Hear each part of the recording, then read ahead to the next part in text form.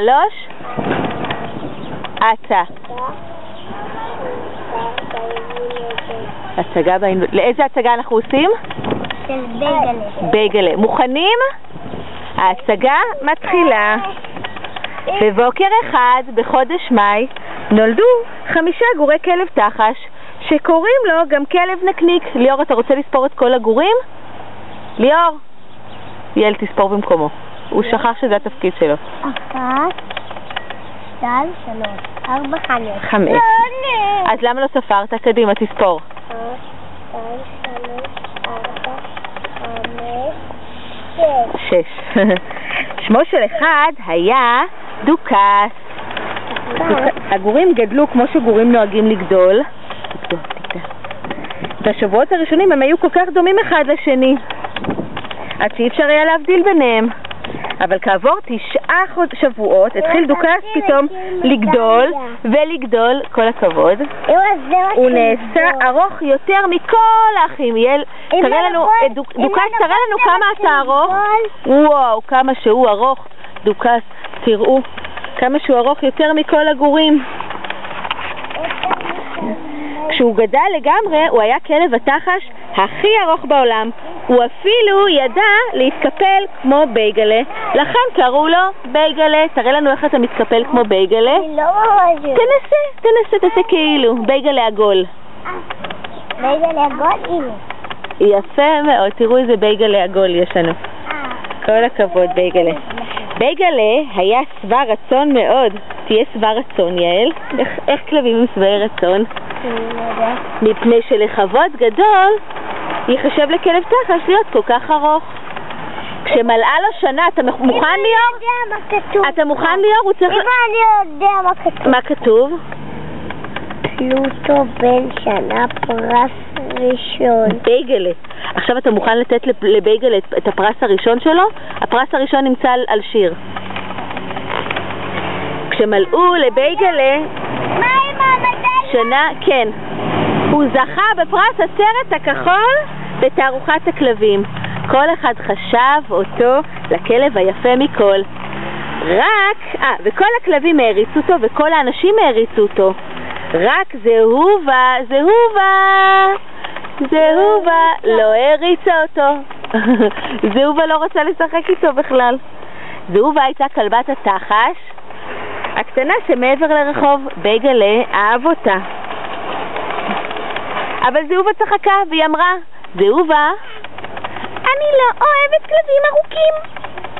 היא אמרה, אבל זה לכבוד גדול לכלב תחש. ליאל, אתה עכשיו צריך להגיד את זה, להיות ארוך כל כך. תגיד לה, זכיתי בפרס הראשון.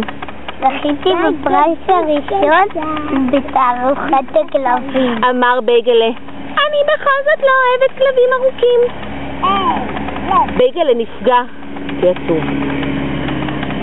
אבל הוא הסתיר זאת בפניה. תגידי, תתחתני איתי בבקשה. ואני אעשה בשבילך הכל. אני לא מאמינה לך, אמרה זהובה והלכה לה. ואז בייגלה עשה הכל כדי שהיא תאמין לו. ראשית כל הוא הביא לה עצם. רגע, תראה את העצם. הוא הביא לה עצם גדולה וטעימה. תודה בעד העצם, אמרה זהובה, אבל אפילו בשביל עצם אני לא אתחתן איתך. אני לא אוהבת כלבים ארוכים. בייגלה היה צריך לנסות לעשות משהו אחר. הוא נתן לה את כדור הגומי החדש שקיבל במתנה ליום ההולדת שלו. תודה, אמרה זהובה, אני בכל זאת לא אתחתן איתך כי אני לא אוהבת כלבים ארוכים. אגב, כל אחד יכול לתת מתנה. והיא ברחה עם הכדור.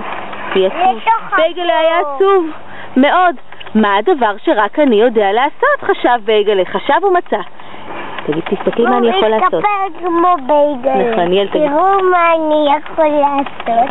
בייגלה אמר, כשנפגשו שנית, רק אני יכול להתקפל כמו בייגלה. נכון. יש ככה? איך שאתה רוצה. יפה. הנה. אני רואה, אני מצלמת אותך כל הזמן. לא רע, אמרה זהובה. שמחה בהחלט מתאים לך. אבל אני אוהבת את הבייגלה של האופה יותר מכל. וחוץ מזה, אני לא אוהבת כלבים ארוכים. בייגלה היה אומלל, בייגלה היית אומלל, בייגלה. אתה אומלל, אתה עצוב. זהו. עברו כמה שבועות. די, אל, עברו כמה שבועות. זהובה אפילו לא רצתה לשחק עם בייגלה ולא הסתכלה בו. יום אחד שיחקה זהובה עם הכדור שקבלה מבייגלה. הכדור קפץ, התגלגל, התרחק, היא ניסתה לרדוף אחריו ולתפוס אותו, והכדור שלה נפל לבור. וגם היא נפלה לבור. יאל, בסדר, היא כאילו נפלה לבור. זהובה ניסתה לצאת מהבור אבל לא הצליחה. הבור היה עמוק והיא הייתה קטנה והיא נבהלה נורא. אם אף אחד לא יבוא להציל אותי אף פעם, אף פעם. אבל אז בדיוק הופיע בייגלה, הופיע והוא לקח אותה והוא הציל אותה. הוא עמד כל הזמן יאל, הוא עמד כל הזמן בפינה מרוחקת, וכשראה שהיא בסכנה הוא מיהר לעזור לה. אל תפחדי זהובה, אני אוציא אותך מתוך הבור, קרא בייגלה. והוא שלשל את גופו הארוך והוציא את זהובה מהבור. תניח אותה פה, יפה מאוד בייגלה. אתה נפלא, הצלת את חיי. עכשיו תשאל אותה, האם עכשיו תתחתני איתי? האם עכשיו תתחתני איתי? כן, כן, אני אתחתן איתך, אמרה זהובה. אבל לא מפני שאתה ארוך, אלא מפני שאני אוהבת אותך, ואתה הצלת את חיי. ואז הם התנשקו. והתחתנו. רגע. ובבוקר אחד, בחודש מאי, נולדו לזהובה 5 גורי כלב תחש. כל הכבוד, כל השחקנים עכשיו לעמוד. כל השחקנים.